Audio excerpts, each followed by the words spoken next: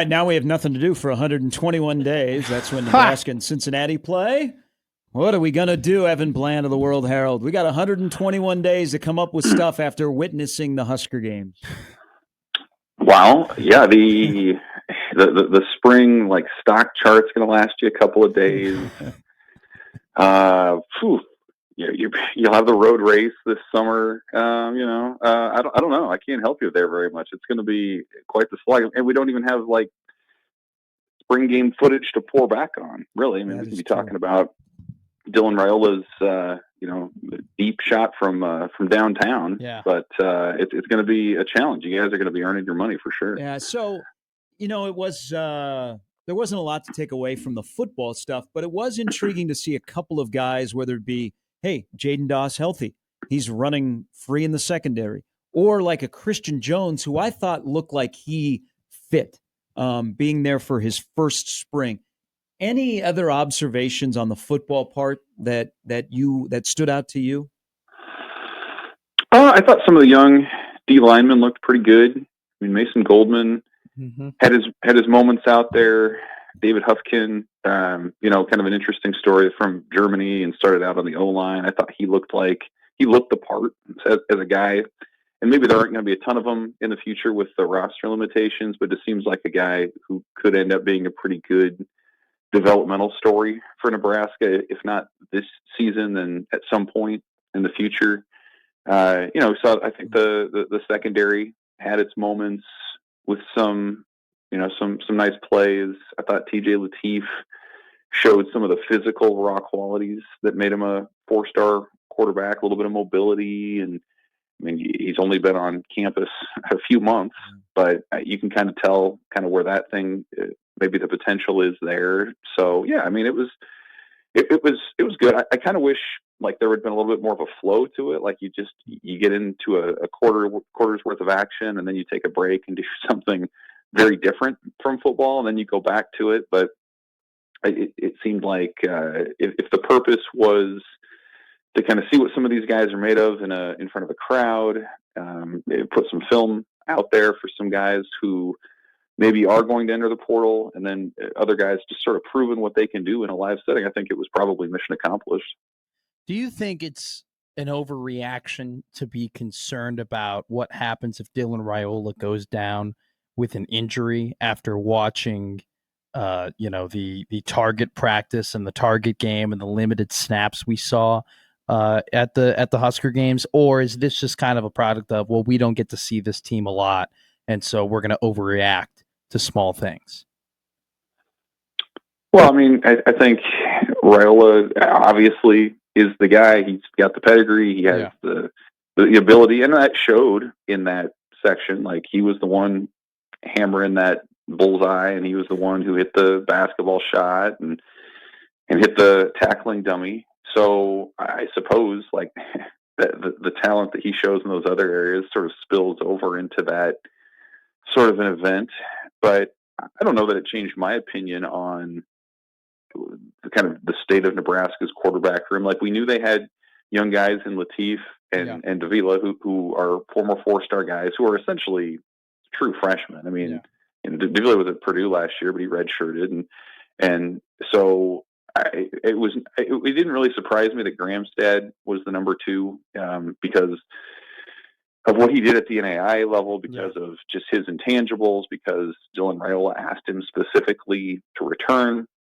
So I think that's kind of to me, that's the great unknown of that room. It is obviously you don't want Dylan to get hurt or there's going to be a drop off. And I think almost every team in the nation would say that from their number 1 to their number 2, but we haven't seen Gramstad in any sort of a live setting since he was, at the NAIA level. And we didn't see it in the spring, and he had his moments in the skills competition. But I think that's the big mystery, at least publicly, is like, how different does Nebraska's offense look with a guy like Gramstad instead of Raiola, where maybe the arm talent's a little different, the mobility is a little bit different.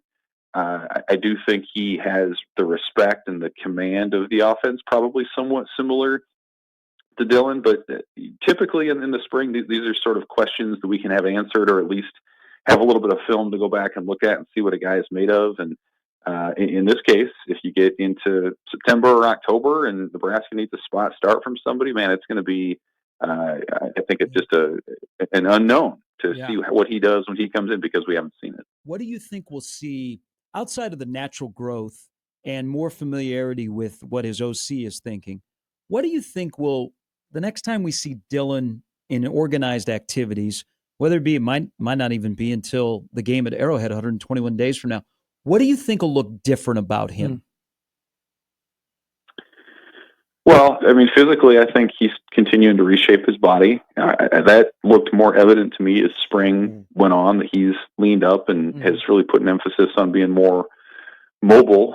The other piece, I'll be curious to see how Nebraska wants to change its tempo. Like they tended to be a huddle up team. They're very deliberate with their pace, and that's not necessarily Dana Holgerson's track record. So there was some talk this spring about them wanting to move a little bit faster, having the pieces to move a little bit faster.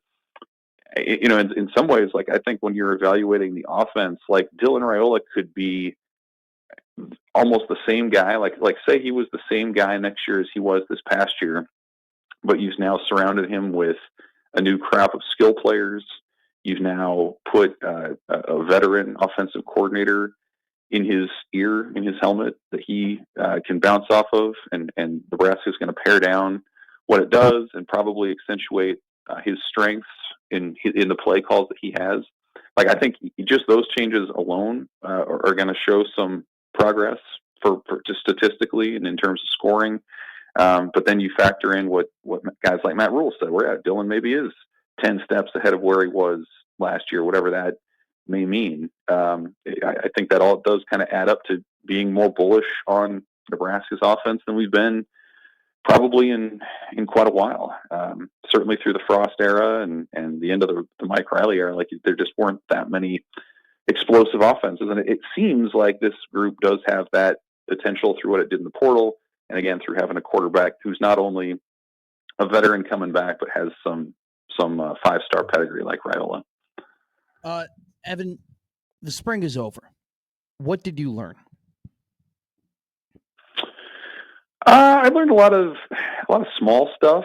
Maybe I think I learned, like that Justin Evans is probably going to be a pretty good center. Mm-hmm.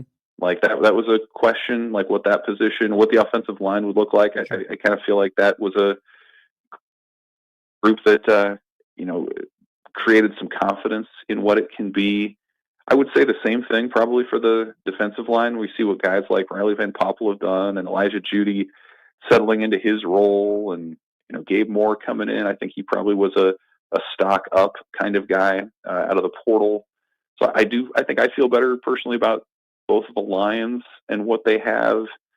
The other thing that I kept an eye on all spring was like, what's the integration of all these new coaches going to be like? Because you're not only talking about a new portal class, but so many new staffers. And I think you get to the end of this thing and it just kind of feels very natural with what Dana Holgerson's doing. It feels like Da'Keel Shorts has been there for a while. You hear some of the guys talk about Terry Braden on the defensive line and how he's helping them work with new pass rush moves and how these guys can't really say no to him because of his street cred with the Kansas City Chiefs. I just feel like there were a lot of those kind of stories where it felt like that transition to this new staff was pretty seamless, and you're kind of moving into the Matt Rule 2.0 staff as you enter year 3 here, and so it just feels like it's very simpatico. It feels like this is a group that's pretty aligned in what they want to do, and of course now it all has to play out on the field. But I think sort of some of the intangible stuff, the things that a lot of schools are working through in terms of new roster, new staff, it kind of feels like Nebraska is ahead of the game in a lot of ways, just again with the people they brought in, but then who they have back too. It feels like it's been very smooth. So before things got kicked off at the Carnival on Saturday, I'm standing next to a couple of your colleagues, Tom and Sam, and Tom says we were looking out over the field, and he goes, "What is this?" and as he was writing his column in the press box when I left to go sit in the stands, he still was a little befuddled. And, Sam's a football guy, so Sam Yeah. wanted football. You covered the whole kind of day. What's your review of how this all went with this, something that Nebraska has tried? And do you think they will try it again next year? Well, I don't know if they'll. That was a deep sigh, Evan Bland. That you could probably end the answer right then and there.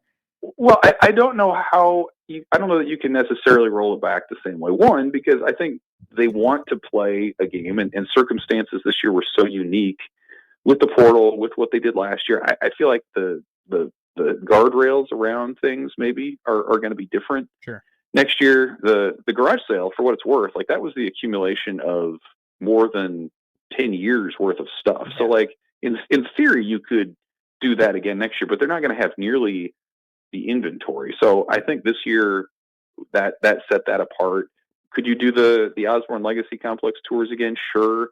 But I think most of the people, or a good number of people that were going to pay $50 a head to take that tour, and because of how new it is, that's probably seen its best return on investment there, just in terms of those things. So I don't know. Like if you don't go back to the traditional spring game, then I think you probably have to continue to be creative and do some other things. I thought the best parts about Saturday were the impromptu things. It was Dylan Raiola outside the Hawks Center at noon because fans saw him and he's signing autographs, or it was, just these different things that popped up. I think the turnout, the numbers speak for itself. I mean, Nebraska went from 60,000 plus the last few years to, I think it was probably about maybe 8,000 people would be my guess from what we saw in the stands. So like, I mean, that's a pretty strong statement right there. I know Nebraska said they sold probably about 11,000 tickets, and a good number of those went to people who wanted to get into the equipment sale or go to volleyball or whatever else it might be. So I think you probably have to adjust it in some capacity. It'll be curious if they go back to the spring game, because I think there were a lot of schools around the country that still did have traditional spring games that probably would say they didn't regret it and that they would do it again. And so if you're Matt Rule and you look up into the stands this past weekend, I mean, you love it for that to be fuller and for Husker Nation to really be out and be able to celebrate football. So I don't think it'll be what it was next year, or what it was this year, next year. But I don't know that it's going to go back to what it was before, just because of how much stuff has changed. But man, it is wild when you've got the smell of chicken wings on the field and you've got tractor tires out there, and mechanical horses and cattle. Like it's a different deal, man. But I think they did make the most of a very odd situation. Hey, if it gets approved, what do you think is more likely to happen? That Nebraska scrimmages or practices with another football program at Memorial Stadium next year, or they just go back to the spring game? Well, Matt Rule's, I think he's on record as saying he would be interested in a possible exhibition if it were to come to that. And really, I mean, let's be real. Like if you go that way, it's a revenue stream in the modern times. Like if you're playing Kansas State or somebody like that, I mean, that draw a decent crowd. So I think Nebraska's pretty open-minded about that sort of stuff. I know the NCAA shut down Colorado and Syracuse this year, in part, really mainly because the idea came about too late and they didn't want them to maybe have an edge or whatever. So maybe that does become sort of a thing next year. I still think, Nebraska playing a spring game is probably the way to go, especially if you're still above 105. If you have guys grandfathered in, I mean, you should have enough numbers and guys to do that. And maybe it's a half of live action and a part practice. I mean, that we've seen Nebraska draw decently well last fall when they had that open practice. I think there's some value in that too, just to see what guys go through and how you're kind of getting better in the moment. But I would say one thing from the football portion of the event Saturday that did seem to resonate with fans that I spoke with anyway, were that you actually got to see their personalities a little bit, right? Like you think about just the fan experience, you go to a spring game, maybe you see a part of a practice, and you have the games, of course, Well, this was an opportunity to see these guys as people. The helmets were off, the pads were off. They were having fun. They were yucking it up. They were still showing what they could do. And I think there were a subset of fans that appreciated seeing sort of the human side of this thing, not all football robots, but a little bit of personality and humor and things that went into that. So I think if you can incorporate some element of that into the future, I do think people maybe appreciated that more than they expected to. I will get you out of here on this. A quick baseball question.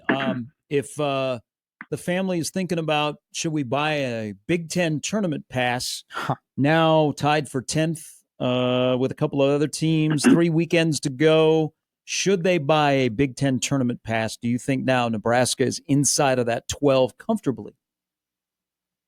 Not comfortably, but they are in there. Yeah, I mean they're right back in the mix. You had to have that one Sunday against the Maryland team that really has no pitching depth to speak of, and that obviously played out over the weekend.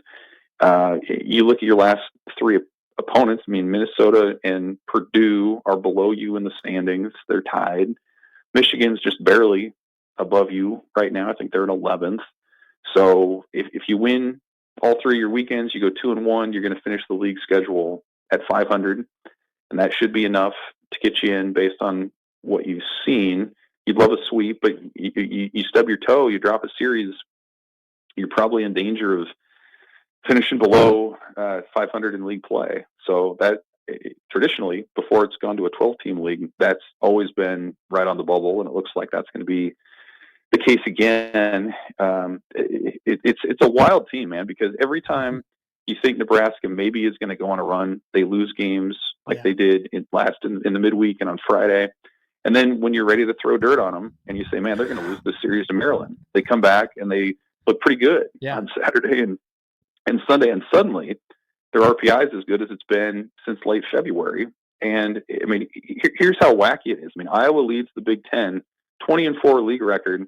Their RPI is less than 10 spots better than Nebraska. So you think Nebraska's on the outside looking in terms of at large, like that's Iowa too. So it speaks to how tough this schedule's been for Nebraska. And as much as it feels like the last few weeks we've wanted to sort of have this statement of finality, like, yes, maybe they are going to make a run, or no, they're not. Like it's still in sort of that limbo stage in between where you win enough games down the stretch, you can still play yourself back into that spot, but you lay some eggs on the weekend and you're not going to make Omaha. So it's a very interesting spot. I still think they've got enough. The schedule lines up to make the Big Ten tournament. But obviously this team's been so up and down, it's going to be wild to watch. Yeah. Well, we'll buckle up and go through another week with an 8-game homestand starting. Evan, as always, we appreciate it. Thank you. Thanks, guys. Thanks, Evan. Evan Bland of the World-Herald.